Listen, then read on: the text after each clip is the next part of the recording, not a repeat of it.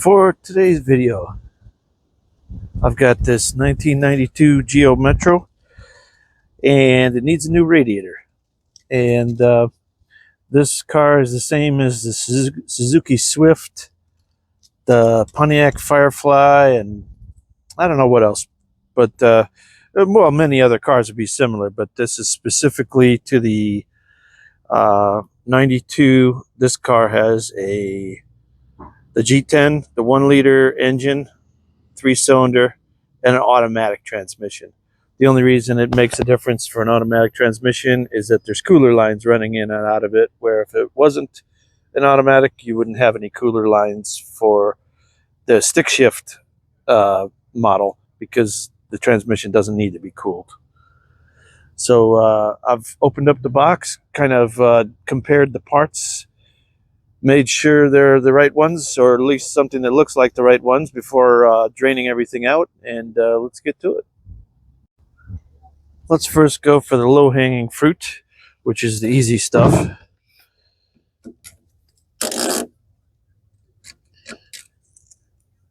Overflow hose, surge tank hose, whatever you want to call it. Unclip that, keep that out of the way. Let's drain the coolant. And on this one, there's a drain plug right on the bottom of the radiator. So no need for me to get you under there where you can't see anything in the dark. It's this plug here. Just going to open that up and let it drain out. And then we can continue disconnecting stuff while that's draining. All right, I get the draining going on. Now we can start working on some other things. I'll let the, sometimes this helps it drain out quicker because you're releasing the air vacuum.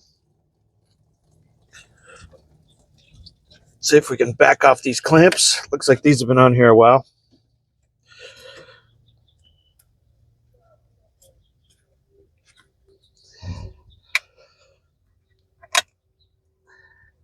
Set that out of the way. The wire for the electric fan is in the shroud here. I'm going to leave that on the shroud and just disconnect the plug, of course. Power plug is right here. Do we push down or lift up? We lift up. That comes off with the shroud. Then we'll have a lower radiator hose and 2 transmission lines, and then 2 bolts here. I think that pretty much takes it all off. I don't know if it's in a cradle on the bottom, like that's got rubber insulators. Sometimes they do. I'm not sure how the bottom goes yet, but we'll get to that. Okay, I've got that one there undone. But now right here, I'm going to undo this one from its mount because I need to get a pull on it. Now maybe I can get the other one loose. It's kind of giving me trouble. The bottom radiator hose on mine was the band type clamp, not the squeeze type. It was the worm drive clamp. And both the transmission lines had different size nuts. One was 1/4 and one was 3/32, I believe. Yeah. So that was kind of odd. But anyway, I got both of the clamps off. I just got to get the second line to pull back. I don't want to pop a hole in it. And if I didn't already mention, those transmission lines, of course, have fluid in them. For those that don't know, this radiator is also a transmission cooler, and it'll go in there and cool off your transmission too. So if your radiator is in poor shape, I'll show you why I'm replacing this one as we pull it out. If your radiator is in poor shape, you could possibly overheat your transmission if you were really pushing your luck. These transmissions, I think, run pretty cool because these cars aren't heavy, and you're never going to be towing a trailer or anything like that. But still, it could make it run outside of its design parameters for heat.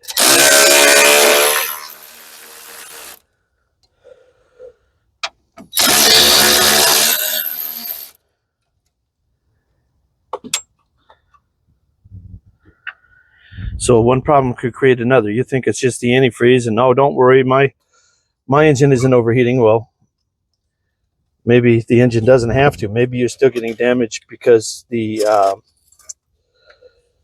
transmission is overheating.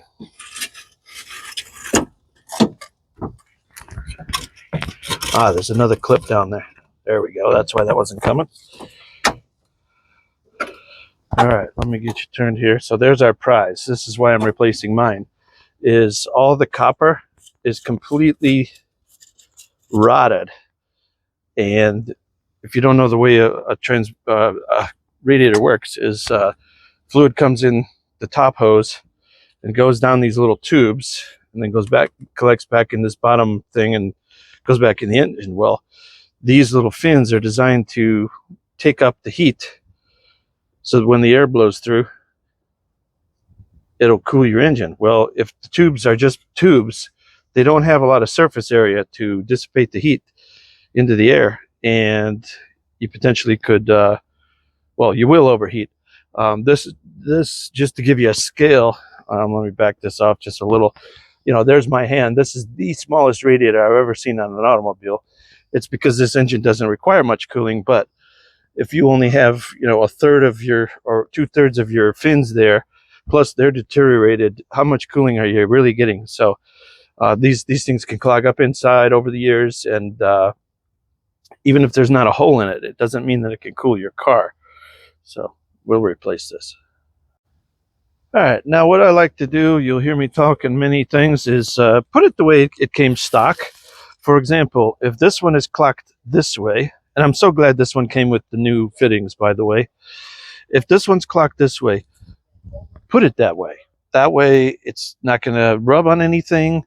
It's not going to crack, because if you put something if you put the rubber hose at too high of an angle, you're going to crack it. Just do the way the stock was, as close as possible, because they figured all that stuff out in the factory of where it's supposed to be, how it's supposed to be positioned, and there's no reason to really change anything.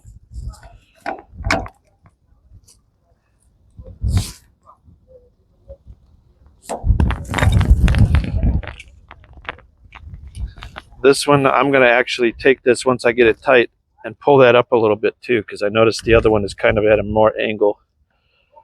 It's pretty much going straight up. Good. Lock that down. Let's see if I can get a bend on that without kinking something or popping a hole in this thing.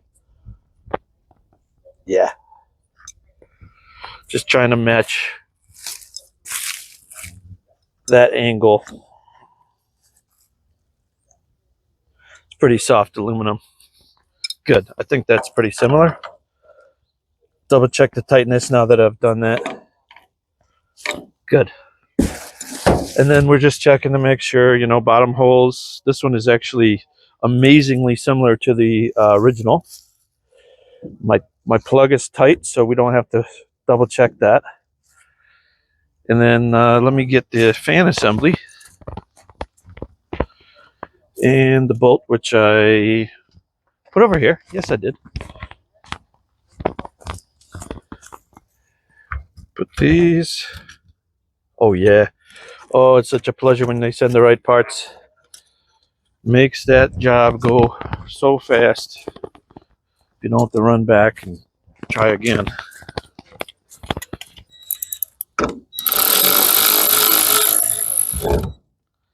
No need to go crazy tight on that. We're just going into plastic with a insert. So, all right, now let's get ready to reinstall. We're already on the home stretch. Okay, I found my bolt. I thought it went down in the pan. It actually got caught to the side of the pan, but I didn't know that. And I went fishing with my magnet. It was, of course, unsuccessful because it wasn't there.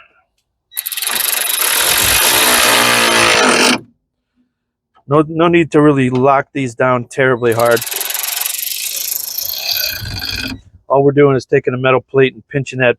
You know, it's not going anywhere. All right, I'm going to do it about in the same order as I took it out. I'm going to start with the transmission lines and work my way upwards. So start by fishing this one back down loose for now, and then I'll put it in the clips, and I'll do that off camera because it's underneath and you can't see much anyway. It just looks like a guy putting a hose onto a fitting. That's not too exciting. So I want to start by saying, I think I said 3/32 was that socket, that other socket down there. It was actually 9/32. So in case anybody is doing the same exact vehicle, that would be incorrect information. Putting the surge tank or overflow tank thing back on. I'm facing my clip down so I don't keep catching on it every time I come in here. Nice little home for that to sit.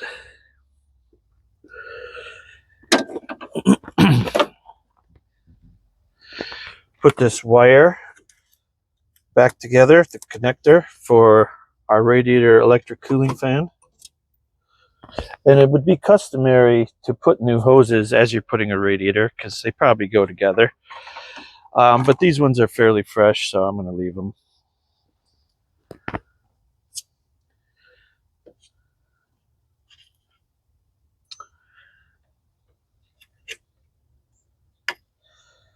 The bottom one is much fresher than this top one. This top one's been on there a while. You can see by the compression marks on there.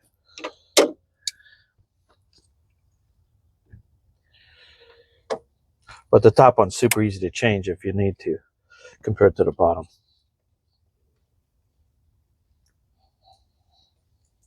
But it would be normal to change them at the same time. And maybe your thermostat too, depending on the symptoms you're having.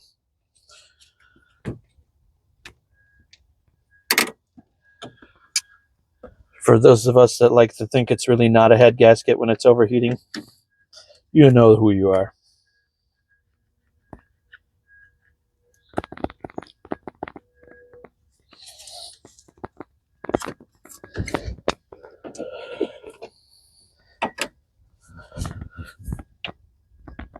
Boy, is that stubborn. More tools.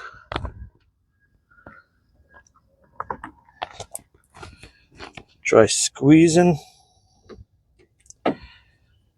and pulling. All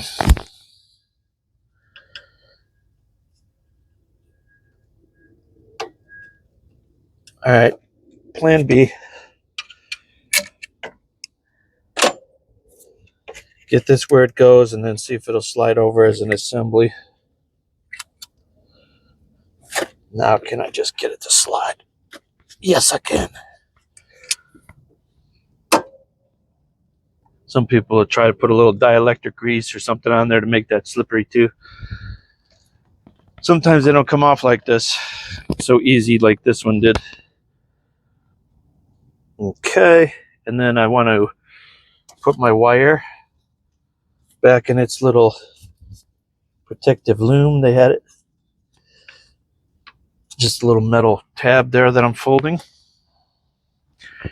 And the hoses, I'll get you around this side to get that shot.